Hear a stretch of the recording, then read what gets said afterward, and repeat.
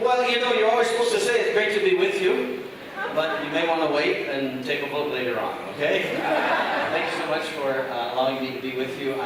I'm a stranger in a strange land, and I know that. And I'm just grateful that I'm privileged to be here. Boy, if we did worship like you do worship in the United States, we would have to have paramedics standing. Okay? I'm not kidding you. We just lose half the church in the first hour. So it's really fun to be here and just enjoy and appreciate what you do. I wanted to just kind of build a little bit on what Pastor Alex and I were talking about yesterday. I talked to you about the importance of focusing on the few in order to minister to the many. And really, when I say that, what I'm trying to focus on is the idea that the Bible is our method book and not just our message book. There's enormous power in the message, the good news of the Lord Jesus Christ, yeah? And that's what you heard Pastor M say to me, oh, wait a minute. When you say we can't out Jesus, I want to be careful about that. And of course, he's exactly right.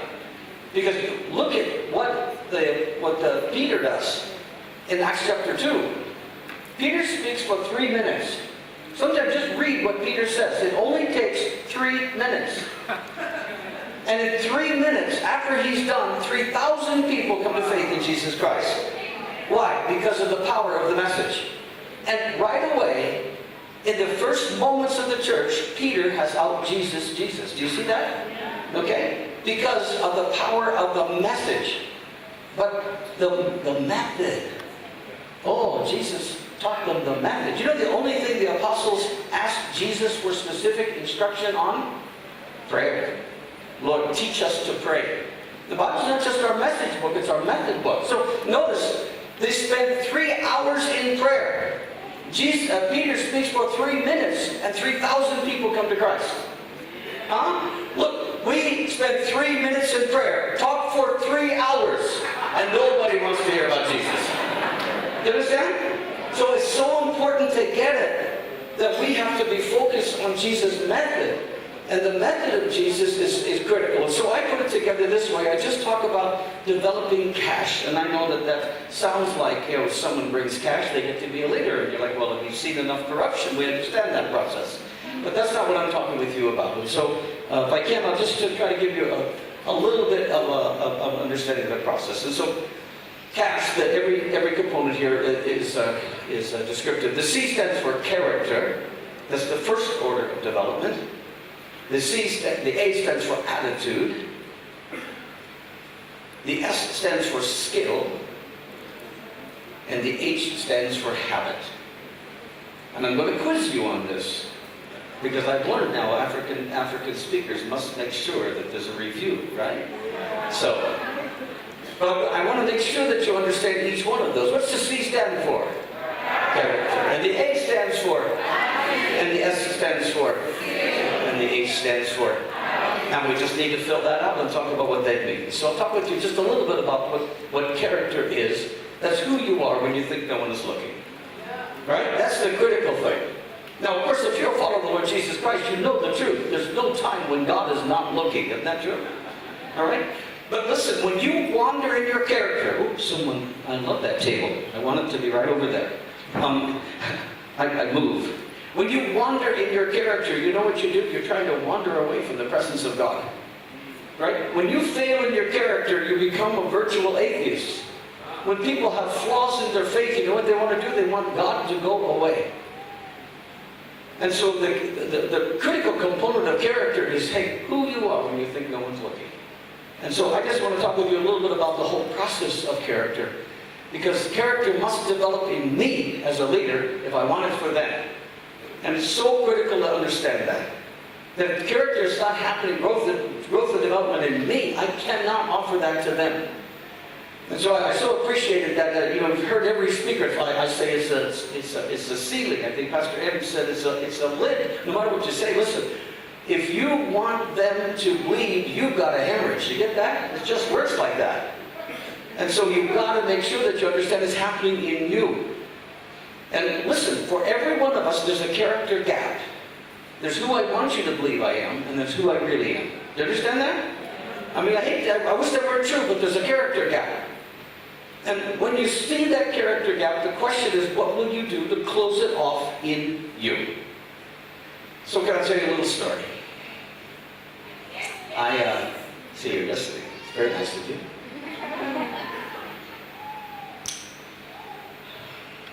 I told you yesterday, I think, that I had been arrested for grand theft auto and so on. And yet I got hired by the DEA, the Drug Enforcement Agency. And my job was to protect people who were testifying against their drug buddies in court. So I was a bodyguard for them. They paid me a tremendous amount of money to do it. It was a great job. I got to hurt people and get paid for it. And see, I was raised in a violent home, so hurting people was natural for me. And I was skilled at it. And so what I would do is just have to take out people. But I was a brand new Christian taking people out. You have to understand what that's like. Let's see, Pastor Chris, are you here? I wanted someone who's an example of sort of a criminal type, of thug. I don't think I can do better. Huh? But what would happen is I'd have the person I was protecting, and this thug, this criminal, this bad guy would come up against me and get into my face because he knew he had to get around me in order to get to them. And he'd do like this. Hey, so what's up, big man? Did you see him push me? You saw it, didn't you? He pushed me. And because he pushed me, okay? Now, while I'm choking him out, it'll only take a few seconds. By the way, if I go like this, watch Pastor Chris. See? You see the wiggle? He'll be gone in about 10 to 14 seconds. Now, you didn't see why he pushed me. So let's just do it again in slow-mo. He comes up against me in my face, and you see what I'm doing with my left foot? I stepped on his foot. I stepped on his foot hard, so he pushed me. So since he pushed me, I choke him. You see how that works? And you know what? Thank you, brother. What a great criminal he is.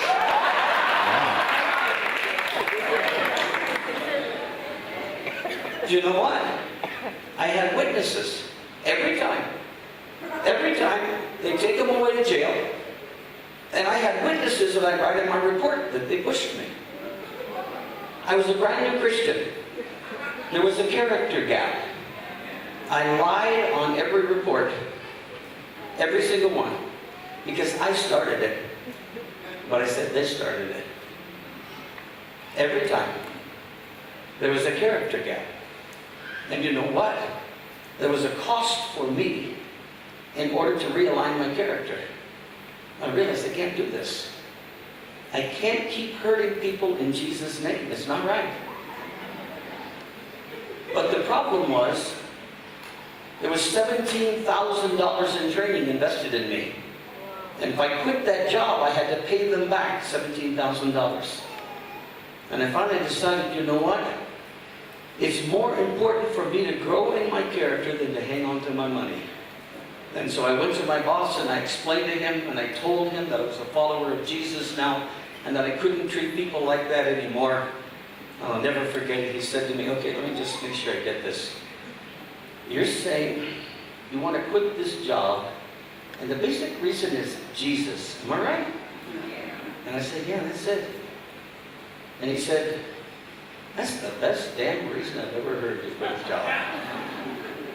You don't have to pay anything. And he released me. See, when we follow the Lord, he opens the doors. Isn't that the truth? And he just released me.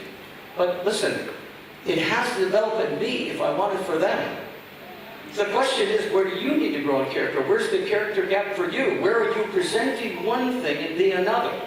Where are you holding up the cardboard image of you and having everybody look at it and say, see, look at this. And underneath, you know exactly what's going on. It's so critical to face the reality that every one of us has a character gap, and if it's not growing in me, it cannot really grow in them. Yeah? Here's the second one. Character is developed by releasing control and maximizing trust. You sort of know that intuitively. Character is developed by releasing control. You have to somehow or another say, wait a minute, I have to quit managing everything. And it's so important to understand how much we want to control things. I spent several years traveling across the United States as a consultant for churches. And if I were to boil it down in terms of why churches were not prospering and developing, it was because of controlling leaders. If you're going to help people move forward in character, you've got to trust them. And it always requires a risk. So I got another job. The job I got was teaching in a junior high school. And I had a special arrangement because I wasn't certificated, but they had difficult kids, and because I had the bodyguard background, they let me have those kids. They were all a group of boys, all of whom had been arrested for major crimes. I had in my class the kid who had knifed the principal. He was in my class. I had in my class the kid who had run over the principal with the car. They all were difficult kids.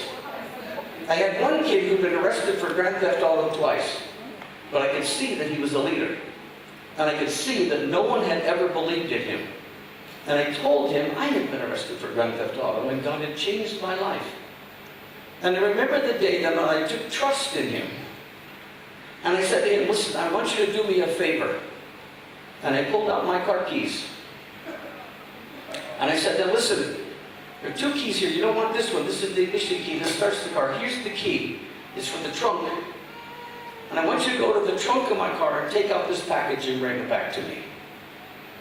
Listen, no one had trusted him like that for a long, long time.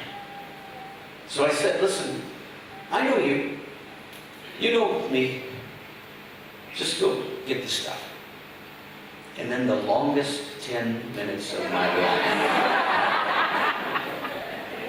When that kid came back, he was changed.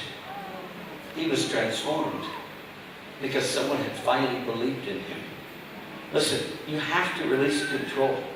If you don't release control, you're never going to be developing people. And when you release control, you give them the opportunity to grow in character. There has to be a maximization of trust involved. Do you understand that? All daddies understand this because they get involved in trust. Oh, excuse me, I want to go backwards. All daddies get this because they get lost in multiplying trust. I see daddies doing this. I don't see mamas. What daddies do is they take their little one and they put them up on a little ledge, a little bit higher than them. And then they lean back and they say, come on, jump. Mamas don't do that. Mamas hate their daddies when that happens. Huh? And if you watch that little one, you know what they do? They lean. They power lean, that's what they do. And then they get distressed. And you can see it on their face, they're ready to cry. But daddy says, come on, I'll catch you. You jump. And then they jump.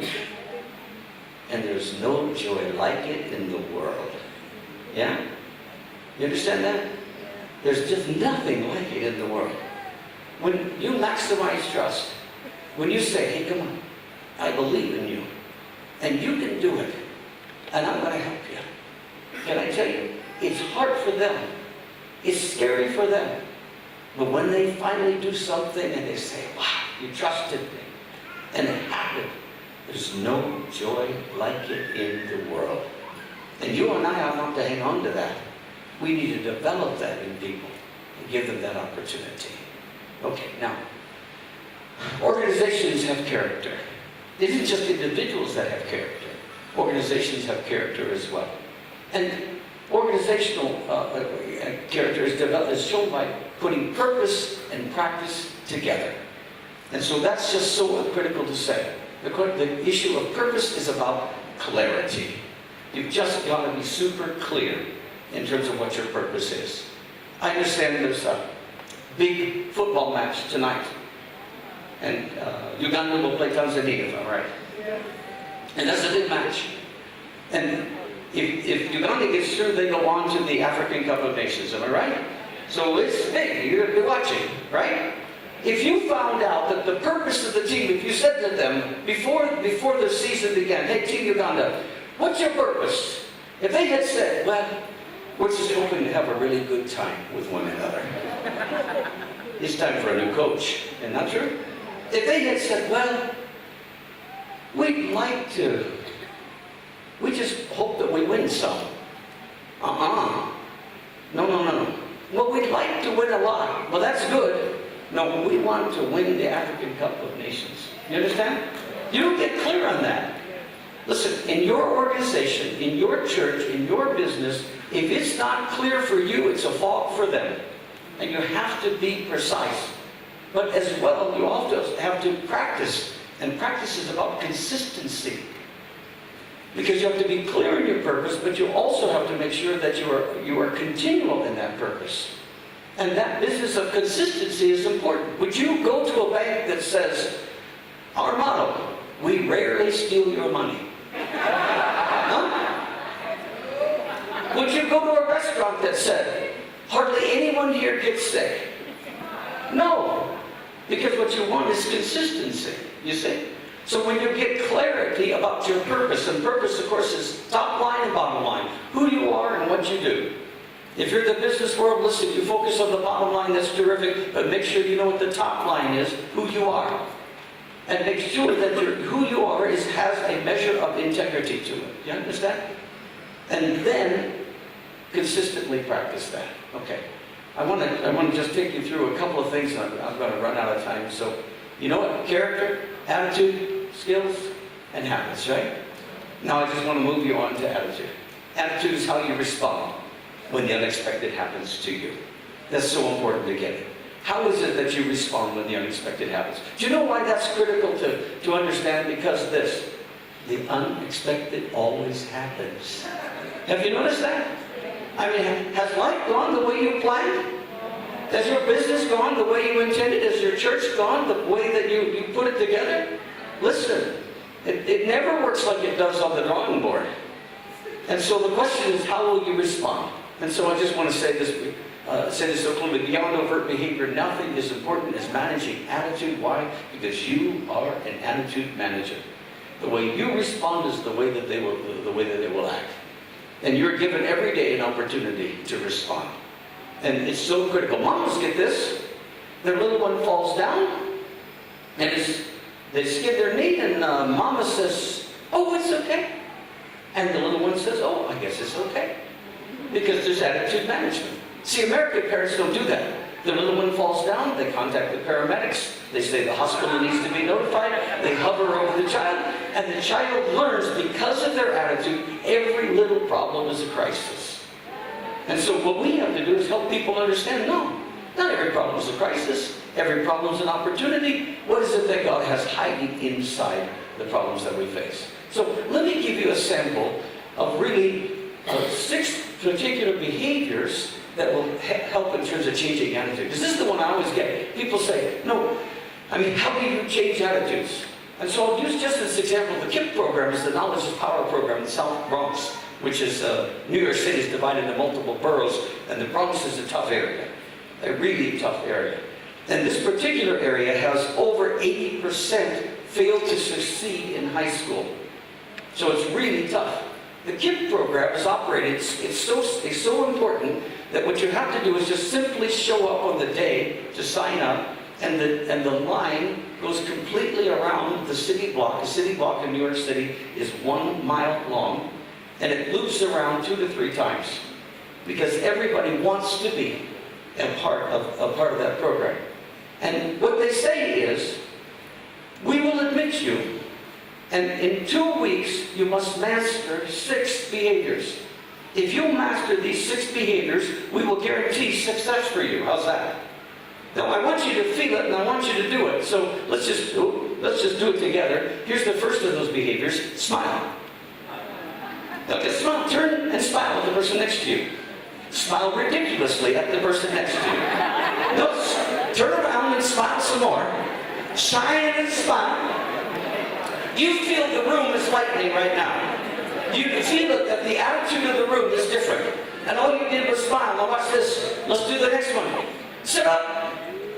Sit up and smile. Don't stop smiling. Sit all the way up. Do you feel the energy in the room is higher? Turn and smile. You feel it. Now do the next one. Listen attentively. You're really good at that one. Okay, and you are a great audience for that, but it's a terrific thing. But the way that you verify that you're lifting tests is you ask questions. Please don't do that right now. Okay? But notice with that, nod in affirmation. Yeah? Nod. Do you get what I'm saying? You're not smiling when you say that. Smile. Sit up strong and smile. You get that? And then, notice this last one. Track with your eyes. Did you notice Pastor Ed, when he spoke yesterday, he walked up here like a caged animal. Did you notice that? He was back and forth. I thought he was going to wear a path, a hole in the stage. Why? Because he's an experienced speaker, and he knows when he moves, if your eyes are not on him, you're not with him. And so he's moving and finding out, are you tracking? Because if you're not tracking with your eyes, you're not in the game. You understand? They say to these kids, where there's an 80% failure rate in high school, if you will just do these 6 things, we're going to measure you, have 2 weeks to learn it. If you do that, you'll stay and you'll succeed. Do you know that school generates 100% graduation? Do you know 90% of those graduates go on to Ivy League schools, which are the highest class of schools in the United States? Please do not believe that you can't change people's attitude. You follow what I'm saying? Just do not believe that. It's not true. Now, let me just show you. Let's just do a different way of changing attitude. I can't do that when you're sitting down. Okay, you stand up. I'm going to say one word to you. All I want you to do is say it back. The energy that I say a word to you, I want you to say it back to me. Okay? Are you sure? Yeah. Yes. Yes. Yes. Yes. Yes. Yes. No. Do you feel all that adrenaline running through your system right now? Now turn and slug the person next to you and sit down. Okay? Punch them good.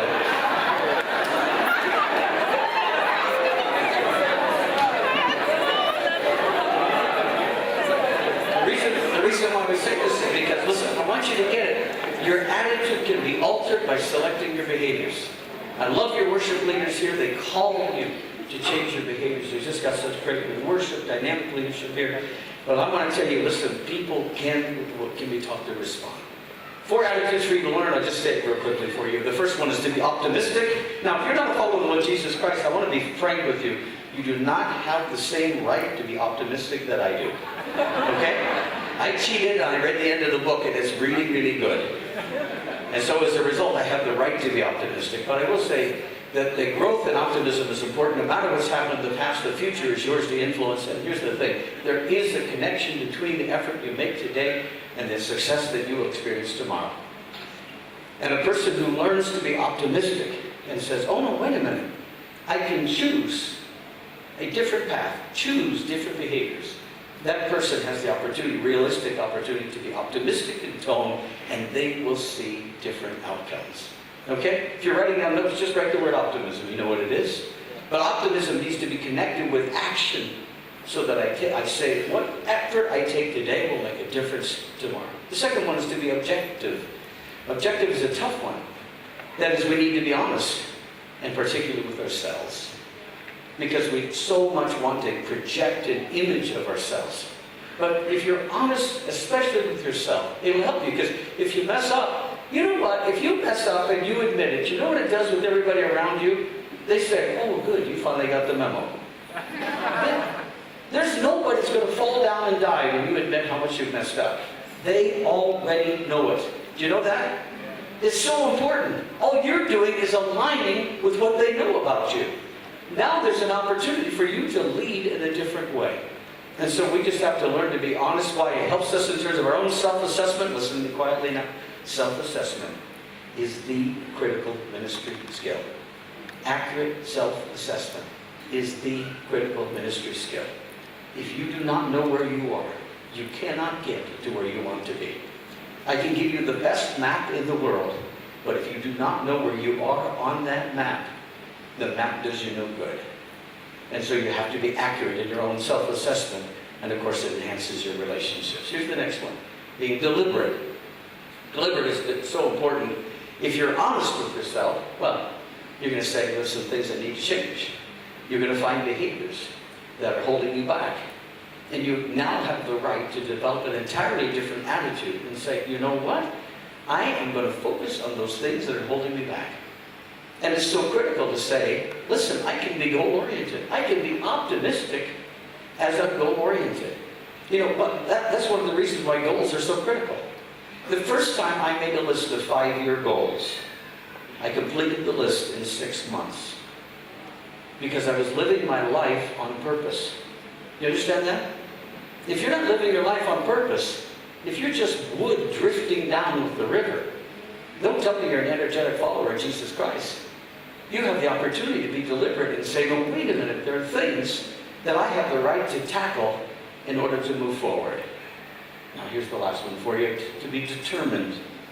And that's important because deliberate is being very intentional, but determined is being tough. Determined is being tough-minded and saying, no, I'm not going to quit on this.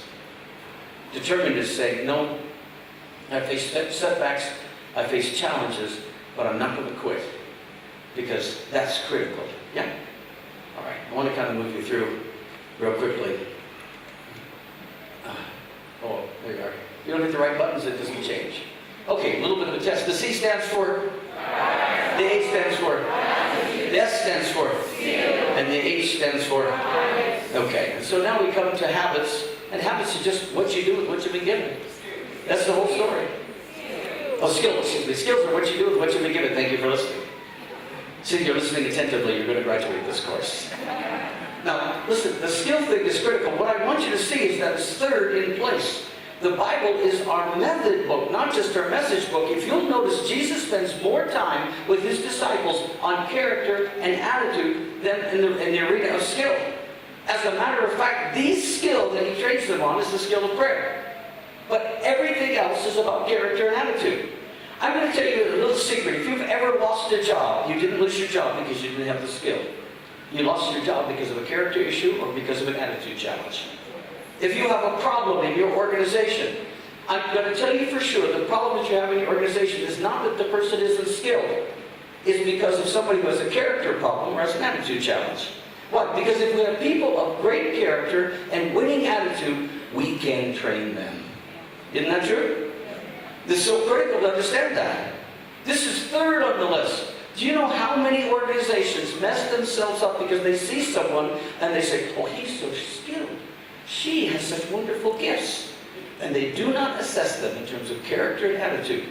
And they bring a poison into their own organization. Listen, skill is third. You give me people of great character, of winning attitude, and I'll take the least skilled people and I will march through hell in Jesus' name. You understand that? It's so important. We have to learn to quit focusing on skill and recognize that tertiary is the third thing. It's not the first thing by any means. Okay. Then, leadership skill, particularly, if we're going to talk about training in terms of leadership skills, I want to say this.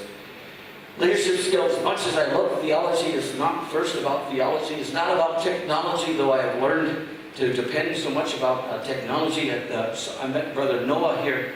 His seminar on technology would be a great resource for you. But leadership skills, first of all, about people skills.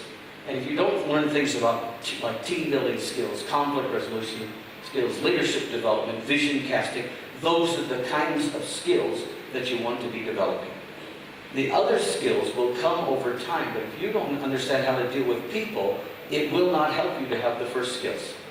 You will not be helped by having the greatest theology in the world if you can't deal with people.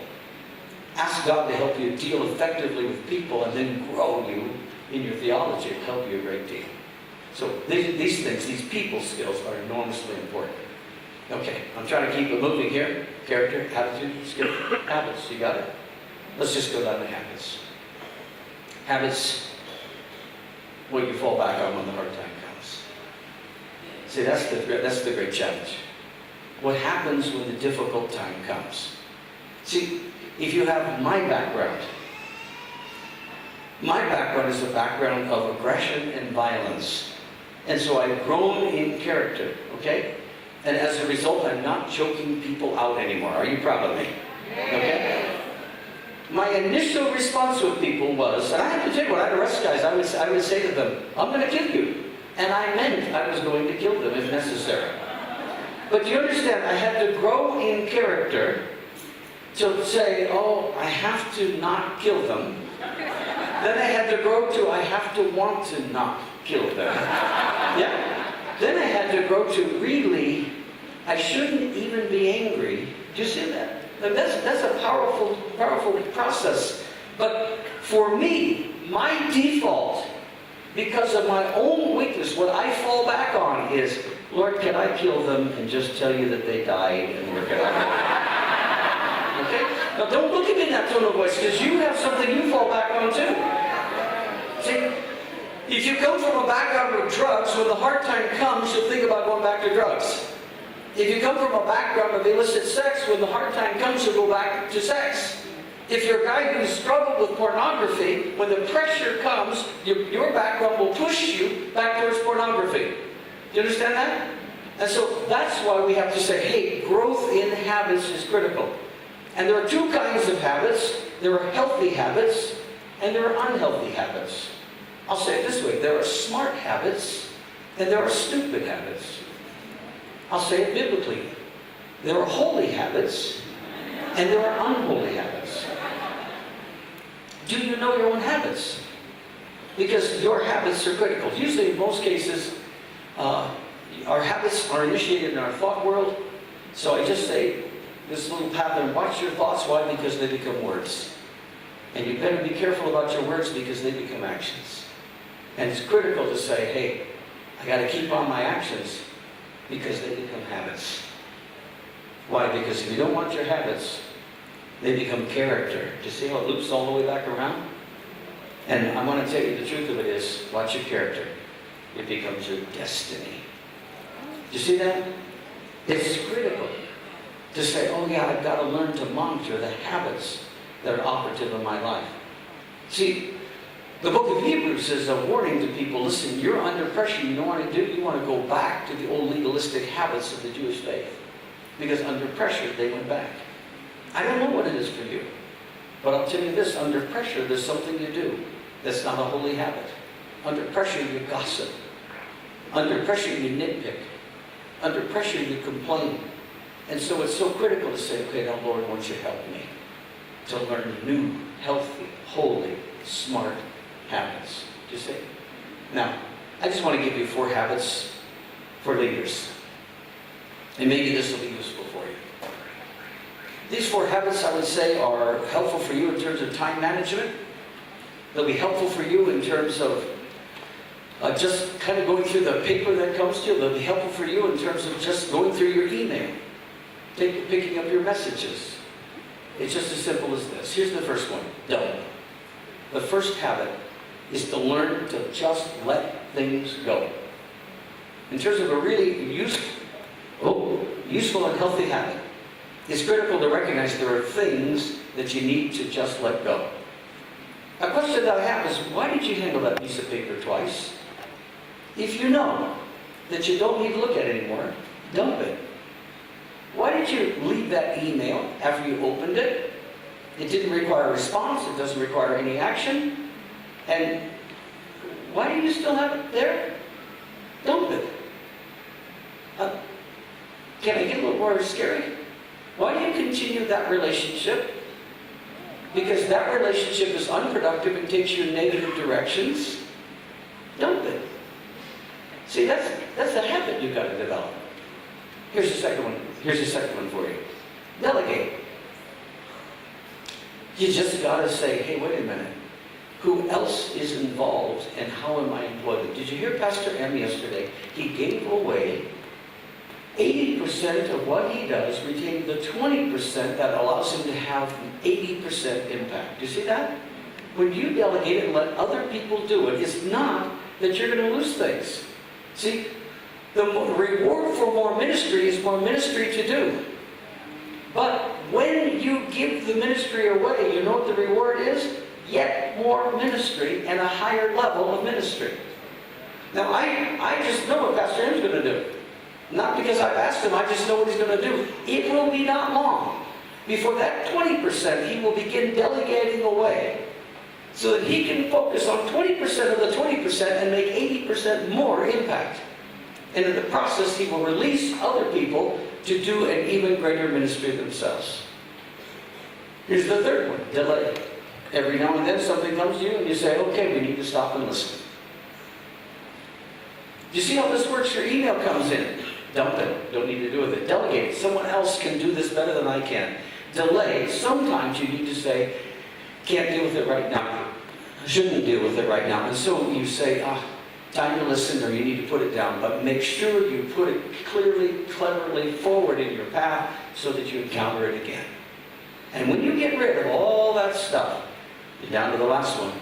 Do. Let's just get going. See? You can get through your email, you can get through your connections. Listen, everything. These 4 habits can be critical for you. Tell me everything you have to do or want to do in a day, write it down, and then be courageous enough to say, no, I'm going to throw some things away, dump it. Be courageous enough to say, no, wait a minute, I shouldn't do that, someone else should. Delegate it. Look at some of those things and say, that's not the priority of the moment. Delay it. And now focus on what you should do. I begin every day by putting together a to-do list. I have 80 items on my to-do list. And I go through this regimen. And when I'm done, I know exactly what it is I should do. And at the end of the day, I'm able to say, oh wow, thank you, Lord, for what you allowed me to focus upon. Because it was that critical thing. But under pressure, we'll fall back. See, because habit is the dangerous thing. What do you do when the pressure comes? Can I tell you one last story?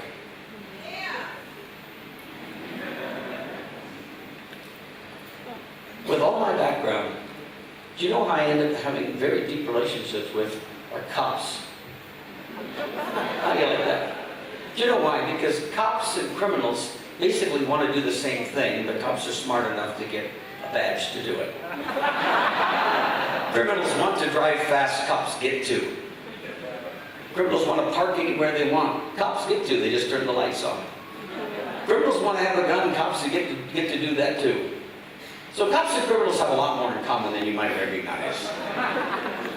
And in my life, I've ended up training a lot of cops. I do guns. I know in Uganda you're not supposed to say that probably, but I'm a handgunner. I'm a competent handgunner.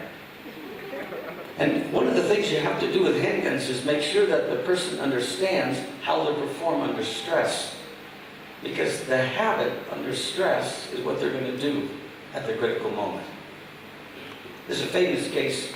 This is back in the days when guys still carried revolvers principally, which I see here in Uganda. Very rare than anyplace else. But when you get done shooting your revolver, you eject the empty rounds of the brass, you reload with a little speed loader, and you're ready to go again. Except for these particular officers were at a place where they were very concerned that the range looked nice and they didn't want that empty brass on the range. So they had little cans, and they would eject the brass into their hand, and they'd find the can and dump it down. And the day came when those guys were involved in a shootout. And the witnesses who saw them shot down saw them walking around with their hands looking on the ground as they were killed, because they were looking for a place to dump their empty brass. See, the way you practice is the way you're going to perform. That's why those habits are so critical. Because the habits, over time, become the basis for your character. We're not getting rid of those habits because we're not nice. We're getting rid of those habits and growing new ones so that we can be better tools in the hands of the Lord Jesus Christ, so that He can achieve something through us. Does that make sense?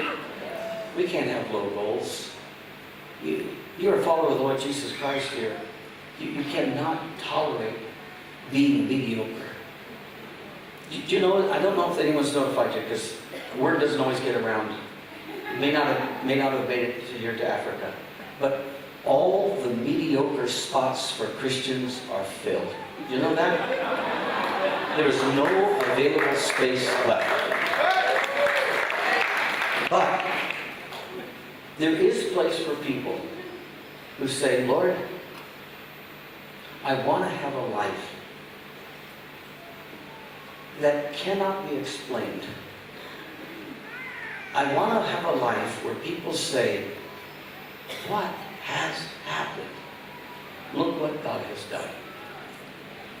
You and I ought to have a high hope, a high and holy hope that God can change us. But we must not stop there. We must say, Lord, if you can change me, won't you put people in my path that I can influence?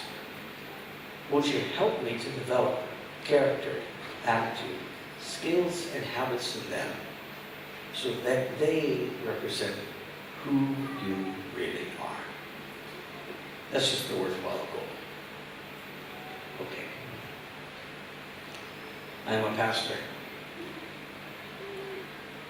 And in some churches you blab for a while and you pray because it's the way of saying, I'm done blabbing now. Right? It's the way of clearing the airwaves so the next person can come in.